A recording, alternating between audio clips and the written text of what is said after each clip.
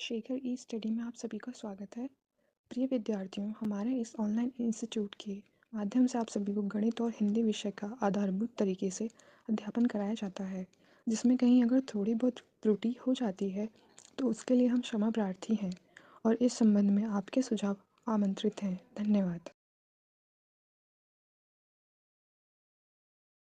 Hello दोस्तों, मैं शेखर स्वागत करता हूं आपका अपने YouTube चैनल शेखर ई स्टडी पॉइंट पर। दोस्तों, सामान्य हिंदी की कक्षाएं चल रही थी जिसमें हम शब्द रचना का अध्ययन कर रहे थे। ठीक है, हमने शब्द रचना को 5 प्रकार से विभाजित किया था, जिसमें मैं रूप, विकार या बनावट के आधार पर शब्द के भेद को बता रहा था। मैंने आपको बताया था विकारी और अविकारी शब्द। विकारी शब्द में मैंने संज्ञा, सर्वनाम, क्रिया, विशेषण इनकी चर्चाएं की थी। अविकारी में मैं अव्यय और निपात को पढ़ा रहा था। ठीक है, अव्यय को मैंने शुरू किया था। मैंने बताया था आपको क्रिया विशेषण अव्यय, संबंध बोधक, समुच्चय बोधक और विस्मयादि बोधक अव्यय। क्रिया विशेषण अव्यय को मैंने पूर्णतः बता दिया था। क्रिया विशेषण अव्यय को मैंने 4 प्रकार से आपको बताया था, जिनके सारे पार्ट पीछे प्लेलिस्ट में पड़े हुए हैं। अगर आपने नहीं देखा है तो अवश्य देख लीजिएगा। उसी क्रम में आज ये होगा पार्ट 28। इसके पीछे के जितने पार्ट हैं आप उसे कंटिन्यू देखते आइएगा। अव्यय में ही आपका चल रहा था, जिसमें मैं अब संबंध बोधक अव्यय तक हम पहुंचे थे। ठीक है, जिसमें क्रिया विशेषण अव्यय ये आपको पूर्णतः बताया गया है। उसके बाद ये दूसरा था संबंध बोधक अव्यय।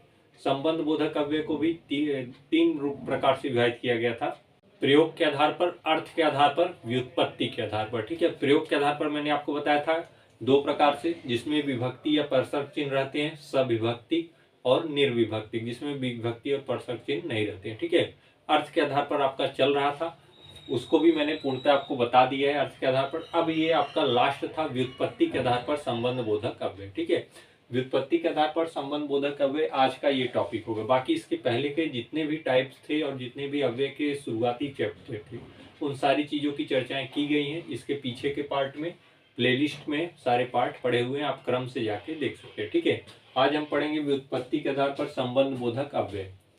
देखिए, व्युत्पत्ति के आधार पर संबंध बोधक अव्यय 2 प्रकार के होते हैं। पहला होता है मूल संबंध बोधक अव्यय, दूसरा होता है यौगिक संबंध बोधक अव्यय। ठीक है, संबंध बोधक अव्यय मैंने बताया था ऐसे अव्यय शब्द जो संज्ञा और सर्वनाम की वाक्य के ही अन्य शब्दों से संबंध को बताते हैं, वही संबंध बोधक अव्यय होते हैं। तो अब ये संबंध बोधक अव्यय का ही पार्ट है व्युत्पत्ति के आधार पर, तो परिभाषा तो वही चलेगी, संज्ञा और सर्वनाम से संबंध बताएगा वाक्य के अन्य शब्दों से, लेकिन उनमें जो होगा संबंध बोधक अव्यय, उनके टाइप्स अलग अलग हैं, उन्हीं को आपको देखना था। ठीक है, तो व्युत्पत्ति के आधार पर आप देखेंगे मूल संबंध बोधक अव्यय, यौगिक संबंध बोधक अव्यय। केवल आप शब्द देखें और पहचान जाएंगे वाक्य में कि कौन सा है। ठीक है, अगर आपसे उप रूप में पूछा जाता है, जैसे कई प्रकार के विभाजनों का उप विभाजन होता है, उस तरीके से अगर पूछा जाता है तो आपको दिक्कत नहीं होगी। ठीक है, संबंध बोधक, मूल संबंध बोधक अव्यय क्या होता है? ऐसे संबंध बोधक अव्यय जिनमें किसी अन्य शब्द का योग नहीं होता, मतलब वे अपने आप में स्वतंत्र होते हैं। जैसे अव्यय खुद में स्वतंत्र है तो अव्यय का ही भाग है, इनमें भी कोई मूल ऐसा, ये मूल रूप से होते हैं, इनमें किसी अन्य शब्दों के योग से नहीं बनते।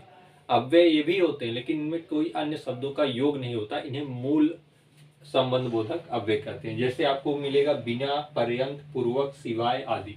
ठीक है, ये सारे शब्द, हालांकि इनकी संख्या बहुत कम होती है, ये मुख्यतः हिंदी या संस्कृत के होते हैं। बिना, पर्यंत, पूर्वक, सिवाय ऐसे ही शब्द जो होंगे वो मूल संबंध बोधक अव्यय के अंतर्गत आएंगे। इससे जुड़े हुए मैंने बहुत सारे आपको उदाहरण बताए हैं, केवल आप इन्हें नॉर्मली आप इन्हें देख लीजिए और पहचानते रहिएगा। यौगिक संबंध बोधक अव्यय क्या होते हैं?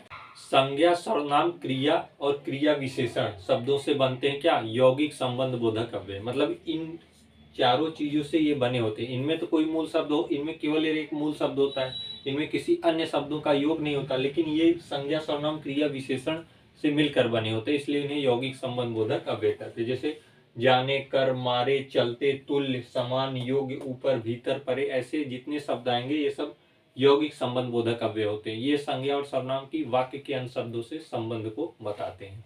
ठीक है, तो ये था आपका व्युत्पत्ति के आधार पर संबंध बोधक अव्यय। 2 प्रकार से आप देख लिए, इनमें बहुत कुछ होता नहीं, बस आप केवल इनके जो शब्द हैं इनसे आप पहचान सकते हैं। ठीक है, बाकी मैंने संबंध बोधक के शुरुआत से ही बहुत सारे आपको उदाहरण बता दिए हैं। जितने भी मैंने अब तक विभाजन बताया सारे उदाहरणों के आधार पर बताते चला गया। अर्थ के आधार पर जो इतने भी संबंध बोधक अव्यय थे वहां से आपके प्रश्न बनते हैं, इसलिए आप उन्हें बारीकी से पढ़िएगा। मैंने आपको लगभग 12 प्रकार के विभाजन में 8 प्रकार जो मुख्य थे उनको एक एक करके बता दिया था उदाहरण सही, तो उन्हें आप अवश्य देख लीजिएगा। बाकी इससे भी जानते रहिएगा। ये तीसरा प्रकार है व्युत्पत्ति के आधार पर संबंध बोधक अव्यय। अब संबंध बोधक अव्यय यहाँ पे समाप्त होता है। आपने क्रिया विशेषण अव्यय को देख लिया और संबंध बोधक अव्यय को देख लिया, मतलब अव्यय में दो को आपने पूर्णतः पढ़ लिया है, क्रिया विशेषण अव्यय और संबंध बोधक अव्यय। अब समुच्चय बोधक और विस्मयादि बोधक दो बचा हुआ है। पहले आप क्रिया विशेषण अव्यय और संबंध बोधक अव्यय में क्या संबंध होता है, मतलब इन दोनों में आप कैसे भिन्नता लेंगे कि कौन सा क्रिया विशेषण अव्यय है, कौन सा संबंध बोधक अव्यय है, उन्हें जान लेते हैं। बस एक दो ऐसे पॉइंट होते हैं जो इनमें भिन्नता को प्रदर्शित करते हैं। अगर आप उन्हें देख लेते हैं तो आप क्रिया विशेषण अव्यय और संबंध बोधक अव्यय में अंतर कर पाएंगे। ठीक है, तो आइए देखते हैं क्रिया विशेषण अव्यय और संबंध बोधक अव्यय में अंतर। संबंध बोधक अव्यय तथा क्रिया विशेषण अव्यय में अंतर। ठीक है, देखिए क्रिया विशेषण और संबंध बोधक अव्यय दोनों मैं आपको पूर्णतः पढ़ा चुका हूं। अब इनमें क्या अंतर है ये भी आप देख लीजिए एक नजर में। मैंने जैसे इनकी डिफिनेशन ही आपको जो बताई थी कि संबंध बोधक अव्यय क्या होता है, ये संज्ञा सर्वनाम का वाक्य के अन्य शब्दों से संबंध को जोड़ते हैं, तो वो क्या होता है, संबंध बोधक अव्यय होता है। लेकिन क्रिया विशेषण अव्यय क्या होता है, ये स्पेशली क्रिया की विशेषता बताने के लिए प्रयुक्त होता है। ये अव्यय शब्द अगर वाक्य में आया है तो वह क्रिया की विशेषता बतलाएगा और क्रिया से पहले आएगा। लेकिन अगर संबंध बोधक अव्यय शब्द है तो संबंध बोधक अव्यय शब्द संज्ञा और सर्वनाम की वाक्य के अन्य शब्दों से संबंध को जोड़ेगा। यह संज्ञा और सर्वनाम के बाद आता है और यह क्रिया के पहले आता है। ठीक है, और विशेषता इनकी यही है, ये संबंध को जोड़ता है संज्ञा और सर्वनाम की वाक्य के अन्य शब्दों से। यह केवल और केवल क्रिया की विशेषता बताता है। ठीक है, जैसे ट्रेन के अंदर यात्री बैठे हैं।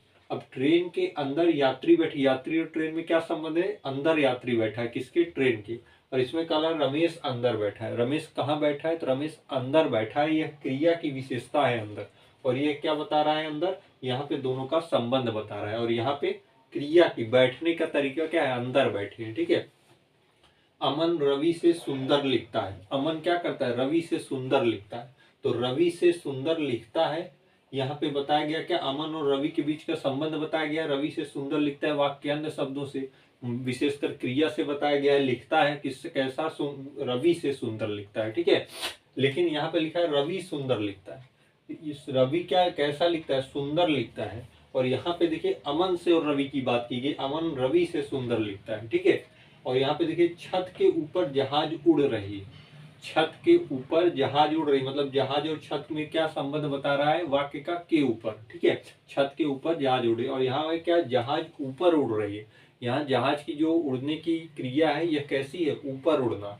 तो ये क्रिया की विशेषता बता रहा है, ये भी क्रिया की विशेषता बता रहा है, ये भी क्या कर रहा है, क्रिया की विशेषता बता रहा है। लेकिन यहाँ पे जितने भी वाक्य हैं ये क्या कर रहे हैं, संज्ञा और सर्वनाम का, या तो संज्ञा या तो सर्वनाम का वाक्य के अन्य शब्दों से संबंध को जोड़ रहे हैं। तो संबंध बोधक अव्यय यह होता है, जो अव्यय शब्द जो संज्ञा और सर्वनाम की वाक्य के अन्य शब्दों से संबंध को जोड़ता है वह संबंध बोधक अव्यय होता है। और क्रिया विशेषण अव्यय होता है जो क्रिया की विशेषता बताता हुआ वाक्य में उपस्थित रहता है, वहां पे क्रिया विशेषण अव्यय होता है। तो क्रिया विशेषण अव्यय और संबंध बोधक अव्यय पूर्णतः यहाँ पे समाप्त होते हैं। अब आपका बचा है अव्यय में समुच्चय बोधक अव्यय और विस्मयादि बोधक अव्यय। ठीक है, इनकी चर्चा मैं अगले पार्ट में करूंगा समुच्चय बोधक अव्यय से। आज के पार्ट में फिलहाल इतना है।